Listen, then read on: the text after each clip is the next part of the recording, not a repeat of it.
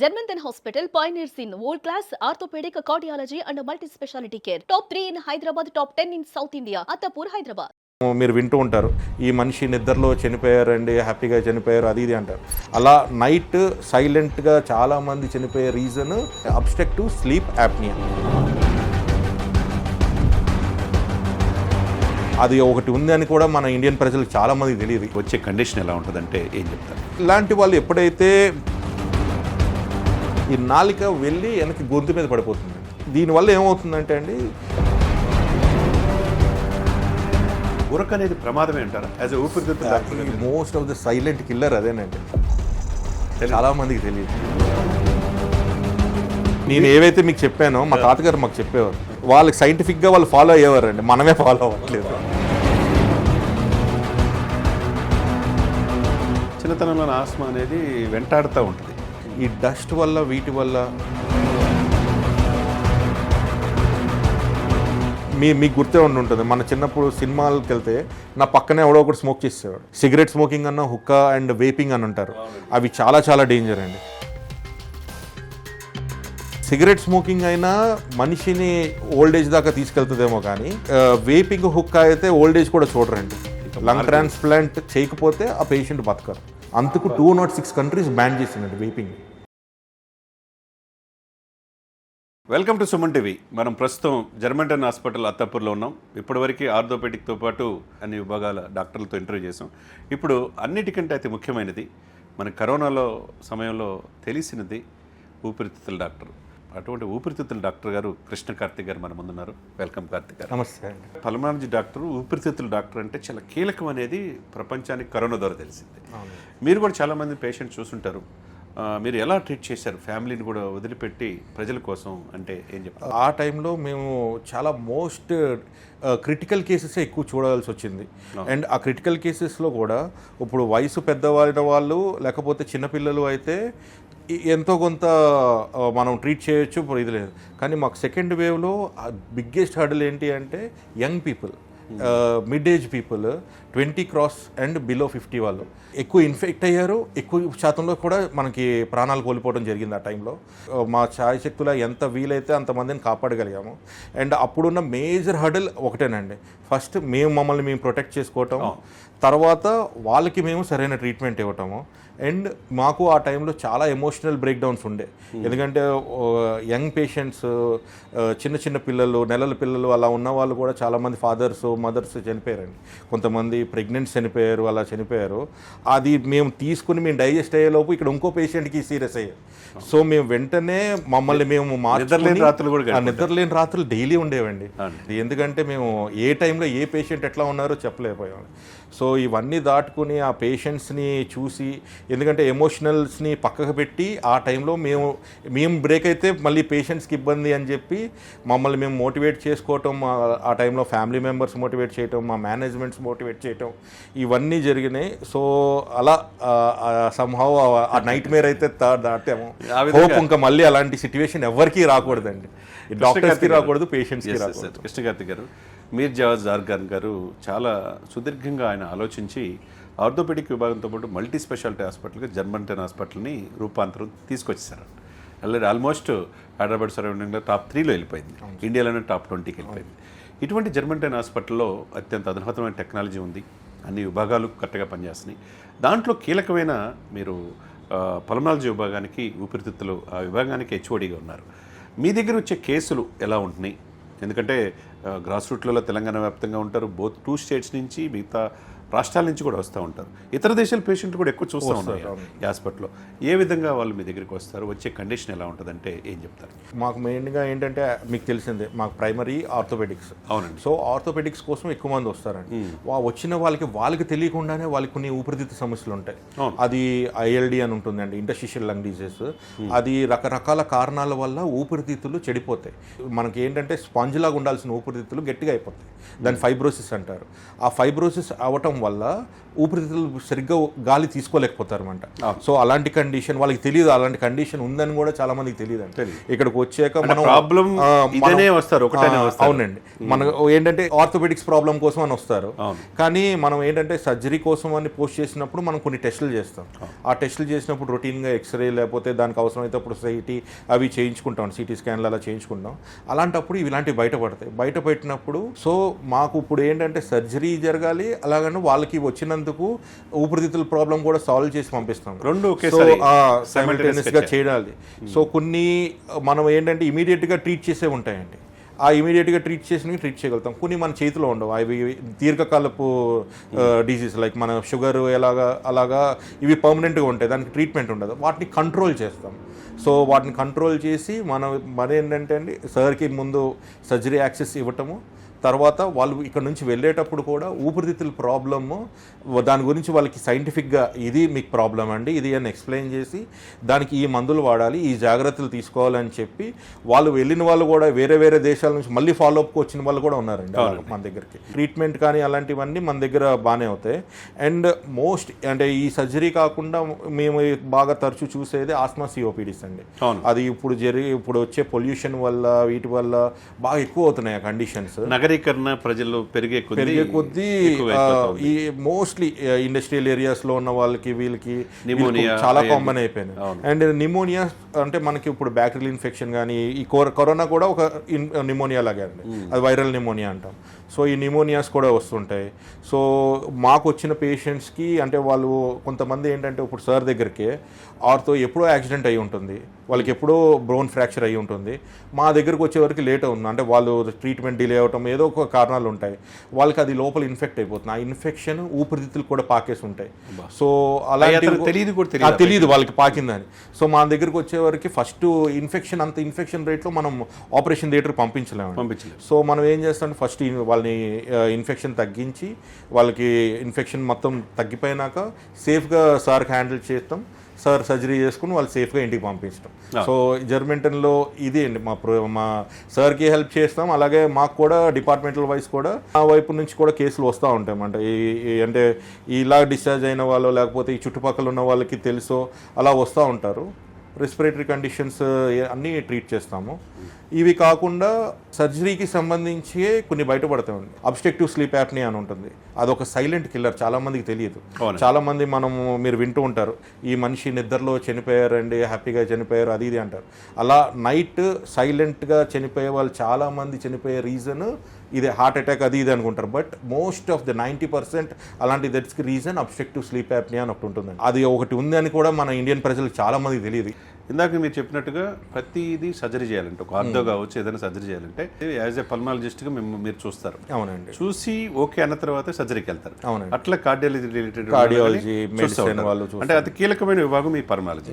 మీరు ఇప్పుడు చెప్పినట్టు ఇది కొత్తగా ఉంది, అదే మన ఇండియన్స్ చాలా మందికి ఇది అవగాహన చాలా మంది. అది కొద్దిగా సుమన్ టీవీ వీక్షకులకి చెప్తానండి. యాప్నియా అంటే మూమెంటరీ పాజ్ అండి, కొంచెంసేపు పాజ్, మన బ్రీతింగ్కి పాజ్ ఇస్తాం. మామూలుగా మనం ఆవలించినప్పుడు, దగ్గినప్పుడు, తినేటప్పుడు, మింగేటప్పుడు, ఎస్పెషల్లీ మనం ఏమైనా ఫుడ్ తిని మన మింగేటప్పుడు మూమెంట్గా మన బ్రీతింగ్ పాజ్ అవుతుంది, వాటిని యాప్నియాస్ అంటాం. అదే యాప్నియా కొంచెం ప్రొలాంగ్ అయింది అనుకోండి వేరియస్ రీజన్స్ వల్ల, దాన్ని అబ్స్ట్రక్షన్ యాప్నియా అంటాం. అది నిద్రలో ఎక్కువసేపు అది జరిగితే అబ్స్ట్రక్టివ్ స్లీప్ యాప్నియా.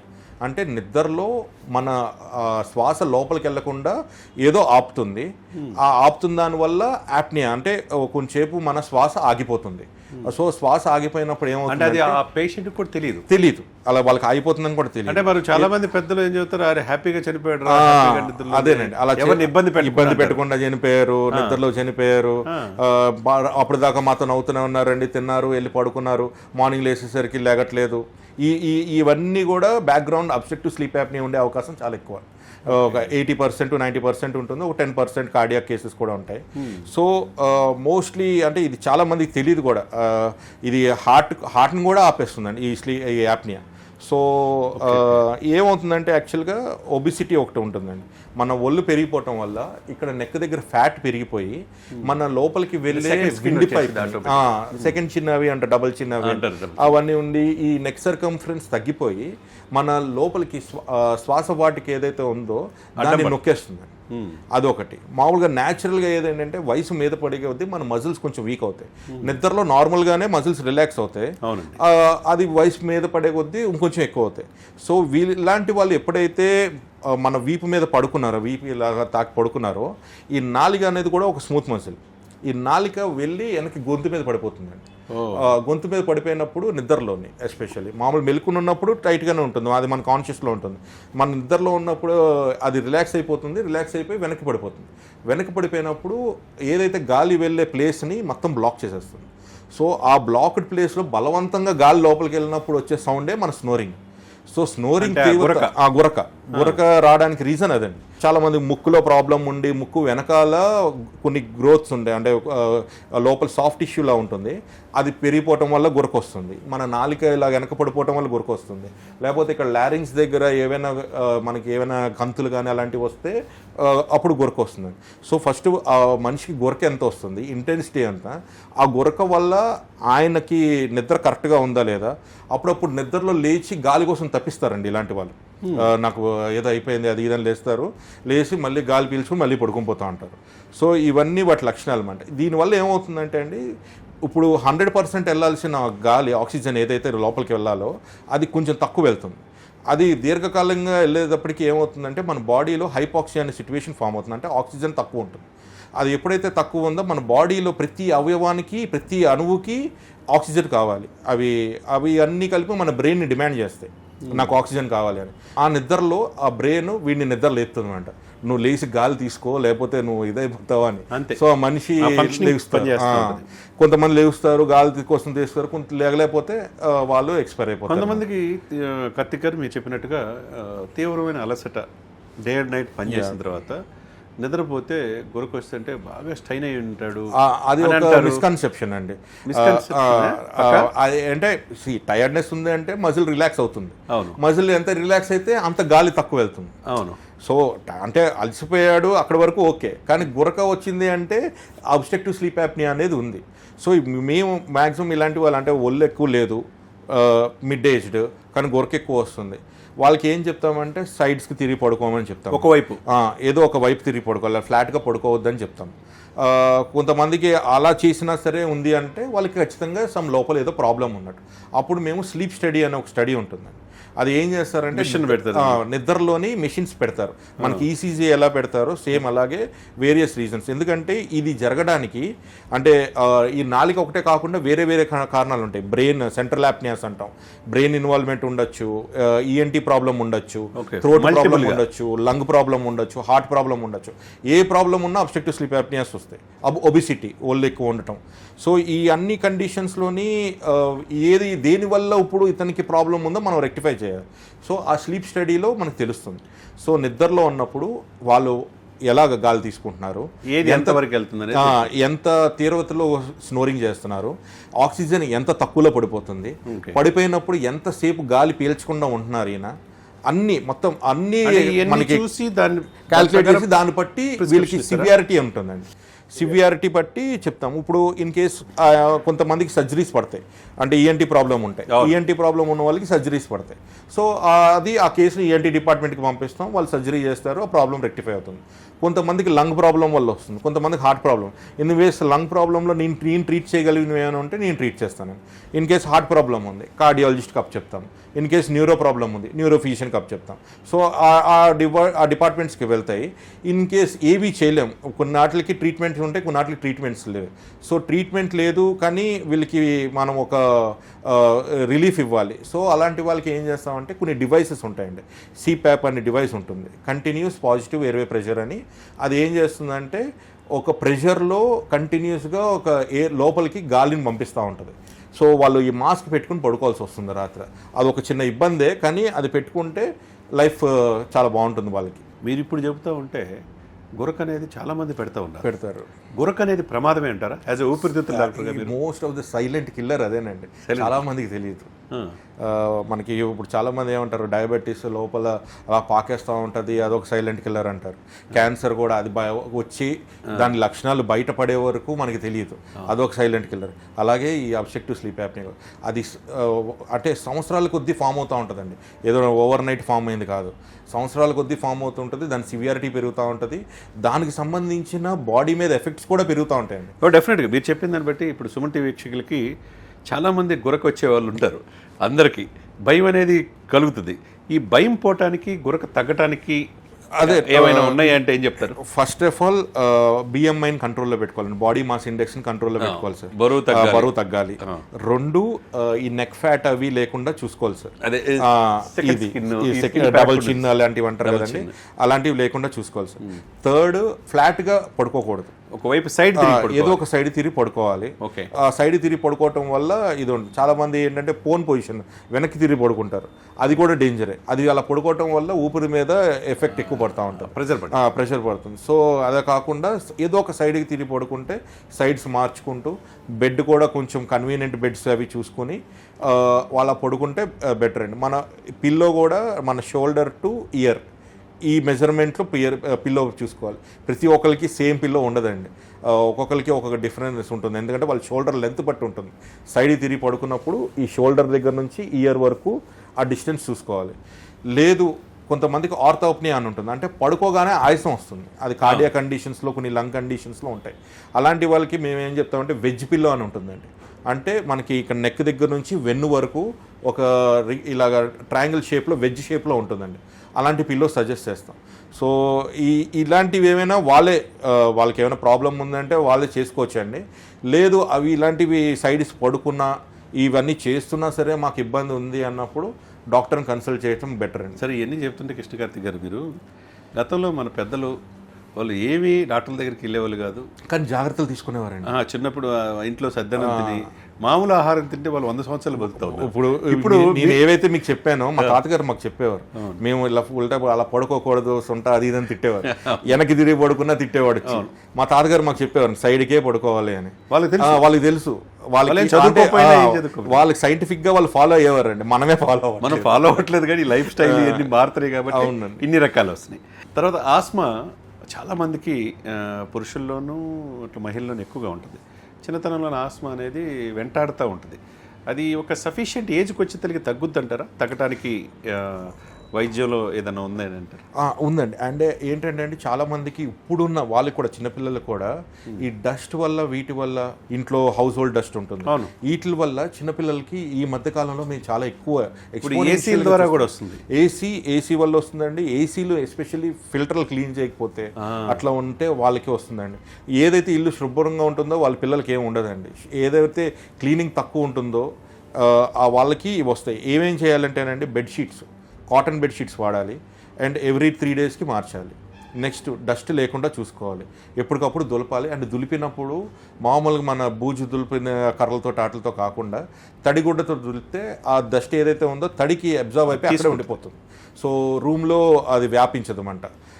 పిల్లలు ఏదైతే రూమ్లో ఉన్నారో వాళ్ళు ఉండగా వాళ్ళే కాదు, ఆల్రెడీ ఆస్మా ఎస్టాబ్లిష్డ్ ఉన్న వాళ్ళు కూడా వీళ్ళు ఉన్నప్పుడు ఆ రూముల్లో ఈ డస్టింగ్ అవి చేయకూడదు, క్లీనింగ్ కానీ స్వీపింగ్ కానీ బ్రూమింగ్ కానీ ఇలాంటివి చేయకూడదు.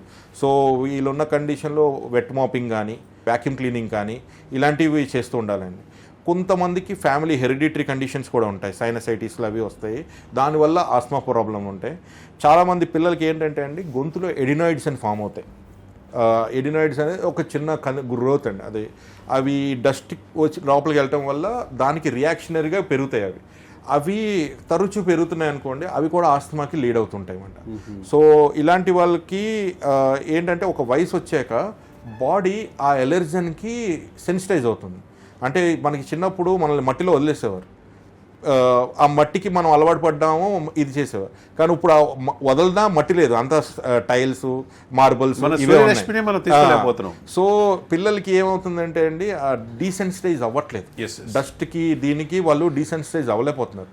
సో దానివల్ల వాళ్ళు ఇబ్బంది పడుతున్నారు. సో ఇప్పుడు మనం పెరుగుతున్నప్పుడు మన కల్చర్ లేకపోతే మన ఇది అన్నీ పెరుగుతున్నాయి కాబట్టి మళ్ళీ వెళ్ళి మట్టిలో ఆడండి అని చెప్పలేమండి. సో ఉన్నట్లో వరకు మనం ఏం చేస్తామంటే, ఇన్ కేస్ పిల్లలు అంత ఇదవ్వకపోతే డస్ట్ క్లీన్ చేసుకోమని చెప్తాము. సరే, మట్టిలో ఆడే పిల్లలు వాళ్ళు హ్యాపీగా ఉన్నారు, అటువంటి అదేనండి. ఇబ్బంది ఏం లేదు. వాళ్ళకి ఎటువంటి ఇబ్బంది ఉండదండి. ఈ ప్రాబ్లం అంతా ఇప్పుడు అన్ని ఫెసిలిటీస్ పెరిగే కొన్ని కాంప్లికేషన్స్ కొని తెచ్చుకుంటున్నాం. అన్ని మ్యాన్ మేడ్ ఎర్రర్సేనండి, మనుషులు చేసుకున్నది. అవును. సరే, యాజ్ ఏ పల్మనాలజిస్ట్గా, ఊపిరితిత్తులు స్పెషలిస్ట్గా, హెడ్ ఆఫ్ ది డిపార్ట్మెంట్ జర్మంటన్ హాస్పిటల్లో ఎటువంటి పేషెంట్స్ మీ దగ్గరికి వస్తారు? మీరు ఇచ్చే ట్రీట్మెంట్ ఎలా ఉంటుంది? సో మీరు ఇప్పుడు ఎత్తిందేనండి, ఆస్మా వాళ్ళు వస్తారు. ఆస్మా వాళ్ళు చిన్నపిల్లల నుంచి వయసు పెద్దవాళ్ళు కూడా వస్తారండి. నెక్స్ట్ ఈ ఆస్మానే లాంటిదే వేరియంట్ ఇంకోటి సిఓపిడి అని ఉంటుంది. ఎక్కువ మన సిగరెట్ స్మోక్ చేసే వాళ్ళకి, లేకపోతే ఫ్యాక్టరీస్లో పనిచేసే వాళ్ళు, బయోమాస్ ఫ్యూయల్ ఎక్స్పోజర్ ఉన్న వాళ్ళు, ఇలాంటి వాళ్ళందరికీ సిఓపిడీస్ వస్తాయండి. నెక్స్ట్ ఐఎల్డి అని అండి, ఇంటర్స్టిషియల్ లగ్ డిజీజ్ అవి ఉంటాయి, వాళ్ళు వస్తారండి. లంగ్ క్యాన్సర్స్ వాళ్ళు వస్తారండి. టీబీ వాళ్ళు వస్తారండి. ఈ నిమోనియాస్ వస్తాయండి. నిమోనియాస్లో వేరియస్ నిమోనియాస్ ఉన్నాయి. బ్యాక్టీరియల్ నిమోనియా ఉన్నాయి, వైరల్ నిమోనియా ఉన్నాయి. కోవిడ్ తర్వాత వైరల్ నిమోనియా బాగా ఫేమస్ అయింది. దానికి ముందు కూడా మనకి చాలా రకాల వైరస్లు ఇవన్నీ ఉన్నాయి. స్వైన్ ఫ్లూ ఇవన్నీ విని ఉంటారు మీరు, అవన్నీ కూడా వచ్చేవండి. సో అవన్నీ అలాంటి కండిషన్స్ అన్నీ కూడా మనం ట్రీట్ చేస్తాము. నెక్స్ట్ మీకు ఇప్పుడు దాకా చెప్పిన ఈ obstructive sleep apnea, sleep disorders చెప్తాము. టొబాకో సెసేషన్ కోసం వస్తుంటారు ఈ సాఫ్ట్వేర్ కంపెనీస్ నుంచి చాలామంది, మాకు స్మోకింగ్ మానిపించండి అని. సో అది కూడా మనం ఇక్కడ చేస్తామండి. మీకు ఉందంటారా అది? ఇక్కడ చేస్తామండి, మనం స్మోకింగ్ సెసేషన్ కూడా చేస్తాం. అది మర్చిపోయేటట్టు చేయగలరా? మర్చిపోయేటట్టు అంటే అది ముందు పేషెంట్కి ఉండాలి సార్, మారాలి అని ఉండాలి. అది లేనప్పుడు మనం ఎంత ఫోర్స్ చేసినా వాళ్ళు చేయలేరు. బట్ కొన్ని డ్రగ్స్ ఉన్నాయి, అవి ఉన్నాయి, బట్ కండిషన్ పేషెంట్ అతను మనిషిని చూడకుండా మనం అది డెసిషన్ తీసుకోలేము. సో అది మోర్ ఎవర్ కౌన్సిలింగ్ మీద ఎక్కువ ఉంటుందండి, మెడిసిన్ కన్నా కౌన్సిలింగ్ మీద ఎక్కువ ఉంటుంది. టొబాకో సెషన్ కౌన్సిలింగ్స్ అంటాం, అందుకని సెషన్స్ ఉంటాయి. అవి ఒక సెషన్లో చేయలేము, మల్టిపుల్ సెషన్స్ కావాలి. వాళ్ళకి ముందు ఆ పర్సన్కి అది విల్ ఉండాలి, నాకు స్మోకింగ్ మానేయాలనుకుంటున్నాను అని. అది ఉంటే దాన్ని మేము వాడుకుని వాళ్ళని స్మోకింగ్ ఆపేలా చేయగలుగుతాము. అది లేని వాళ్ళకి మాత్రం మనం ఏం చేయలేమండి. ఎంత చెప్పిన వాళ్ళు మానరు. మద్యము మానరు, సిగరెట్ మానరు. ఆ సిగరెట్ పెట్టి మీద ధూమపానం ప్రమాదం మనం ఎంత పెట్టినా మానరండి. సినిమాల్లో చూస్తే వరకు పరిమితం. అవును. అంటే కొంత పేషెంట్స్ మీరు అన్నట్టు ఐటీ పీపుల్ గా చాలా మంది ఉన్నారు. చాలా మంది యాక్చువల్గా ఈ మధ్య కాలంలో నేను చూస్తుంది ఏంటంటే, మీకు గుర్తే ఉంటుంది, మన చిన్నప్పుడు సినిమాలకు వెళ్తే నా పక్కనే ఎవడో ఒకటి స్మోక్ చేసేవాడు. ఇప్పుడు అలా లేదు, గవర్నమెంట్ పబ్లిక్ గా స్మోకింగ్ బ్యాన్ చేసింది. సో అది కొంచెం మంచి ప్రజలు తిరిగే ప్లేసుల్లో, పబ్లిక్ ప్లేసెస్లో, ఎక్కువ క్రౌడెడ్ ప్లేసెస్లో స్మోకింగ్ బ్యాన్ చేసింది. That's one thing good. మనకి ఇప్పుడు తెలంగాణ గవర్నమెంట్ కూడా చాలా వరకు హుక్కాస్ బ్యాన్ చేసేసిందండి. సో అవి కూడా చాలా డేంజర్. యాక్చువల్గా సిగరెట్ స్మోకింగ్ అన్న హుక్కా అండ్ వేపింగ్ అని ఉంటారు, అవి చాలా చాలా డేంజర్ అండి. సిగరెట్ స్మోకింగ్ అయినా గంజాయి ఇంకా అది ఇంకా అట్మోస్ట్.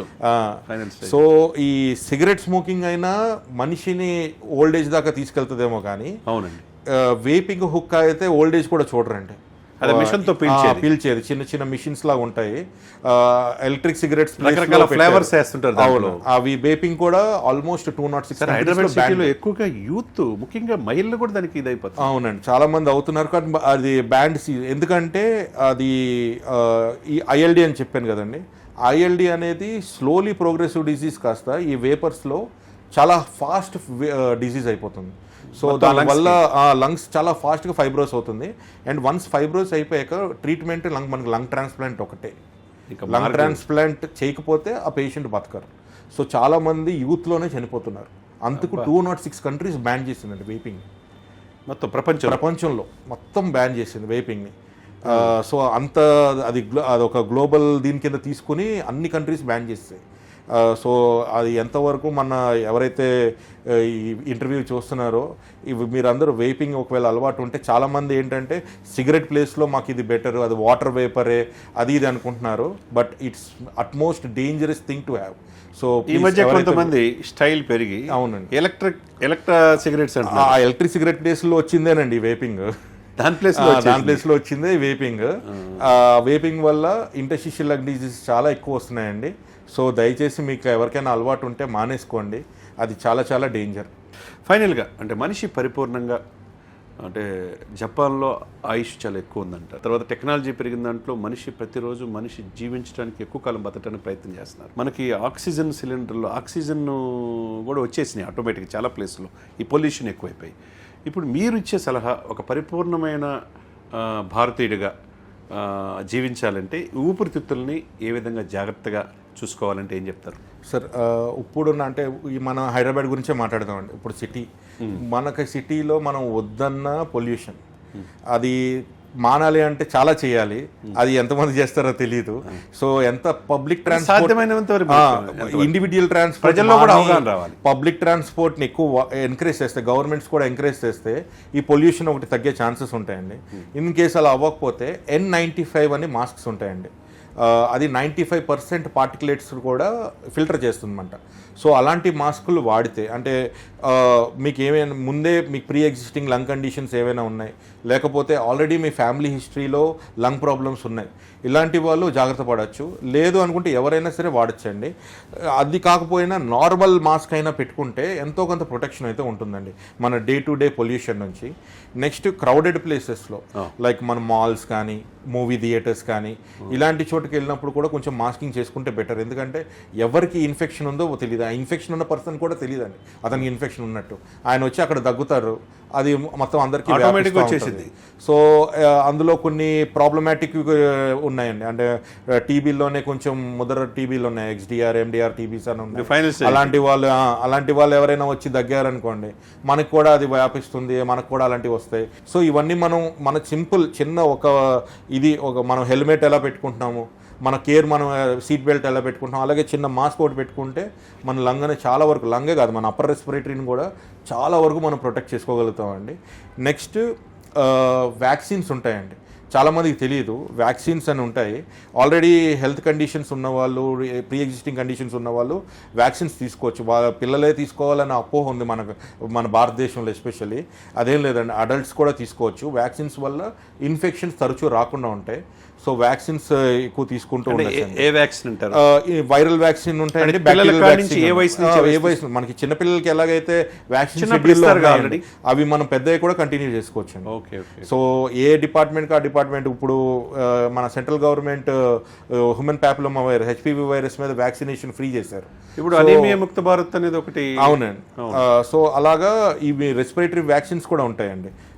వైరల్కి సంబంధించి, బ్యాక్టీరియాకి సంబంధించి ఇలాగ రకరకాల వైరస్ నుంచి ఇట్లా ప్రొటెక్ట్ చేయడానికి వ్యాక్సిన్స్ ఉన్నాయి. ఆ వ్యాక్సిన్స్ కూడా మన దగ్గర కూడా అవైలబుల్ ఉన్నాయండి. సో ఆ వ్యాక్సిన్స్ మీరు తీసుకోవచ్చు. లంగ్ స్క్రీనింగ్ అంటే వయసు 55 దాటింది, మీకు స్మోకింగ్ అలవాటు ఉంది, లేకపోతే ఇండస్ట్రియల్ ఏరియాస్లో వర్క్ చేసి ఉన్నారు, ఇలాంటి ఏరియాస్లో ఉన్న వాళ్ళు ఎవరికైనా లంగ్ క్యాన్సర్స్ వచ్చే అవకాశం ఉంది, లేకపోతే family history of lung cancer ఉంది, ఇలాంటి వాళ్ళు ఒక 50 years నుంచే లంగ్ స్క్రీనింగ్ చేసుకుంటే, అర్లీ డిటెక్షన్ చేస్తే, లంగ్ని ఆ ట్యూమర్ని అప్పుడప్పుడే దాన్ని తీసేస్తే లైఫ్ బాగుంటుంది. అప్పుడప్పుడు జీరో క్యాన్సర్ కూడా చూస్తున్నామండి. సో ఎర్లీ స్క్రీనింగ్ చాలా చాలా ఉపయోగపడుతుంది. చెప్పిన ఏ కండిషన్ ఉన్నా సరే అలాంటి వాళ్ళు వచ్చి హెల్త్ చెకప్స్ చేయించుకున్నప్పుడు ఒకసారి లంగ్ మీద కూడా కొంచెం కాన్సన్ట్రేట్ చేస్తే చాలా వరకు ప్రాబ్లమ్స్ ఒకవేళ మీకు ఉండుంటే దాన్ని ఎరాడికేట్ చేయొచ్చు. చూశారు కదండి, అంత ఈజీగా తీసుకోవద్దు. ఊపిరితిత్తుల్ని మనం కాపాడుకోవాలి. అవి బాగుంటేనే మనిషి బాగుంటాడు. ఎందుకంటే మన పక్కన ఉన్న వాళ్ళు సిగరెట్ తాగినా చాలా దూరంగా ఉండాలి. బహిరంగ ప్రదేశాల్లో టీబీ ఉన్న వాళ్ళు కూడా ఉండొచ్చు మనతో, వాళ్ళతో కూడా జాగ్రత్తగా ఉండాలి. ఇవన్నీ ఒక ఎత్తు అయితే గురక సర్వసాధారణం అని చెప్పి అందరూ అనుకుంటున్నాం, అది కూడా చాలా ప్రమాదం. అది స్టార్టింగ్లోనే దానికి సంబంధించిన డాక్టర్లను సంప్రదించి దానికి సంబంధించిన మందులు వాడాలని చెప్పి చెప్తున్నారు. అదేవిధంగా చిన్నతనంలో ఉన్న ఇవన్నీ కూడా నిమోనియా కావచ్చు, తర్వాత ఆస్మా కావచ్చు, ఇవన్నీ కూడా జాగ్రత్తగా తీసుకోవాల్సిన అవసరం ఉన్నది. పెరిగే కొంది డాక్టర్లను సంప్రదించాలి, దాని ప్రకారం మందులు వాడాలని చెప్తున్నారు. ఏదేమైనా కానీ చాలా విషయాలు జర్మన్ హాస్పిటల్లో HODగా కృష్ణ కార్తిక్ గారు మనకి అందించారు. ఆ తర్వాత మరిన్ని విషయాలు ఇంకో ఇంటర్వ్యూలో మనం కలుద్దాం. థ్యాంక్ యూ అండి. థ్యాంక్ యూ అండి. Germantown Hospital pioneers in world-class orthopedic cardiology and multi-speciality care. Top 3 in Hyderabad, top 10 in South India. Attapur, Hyderabad.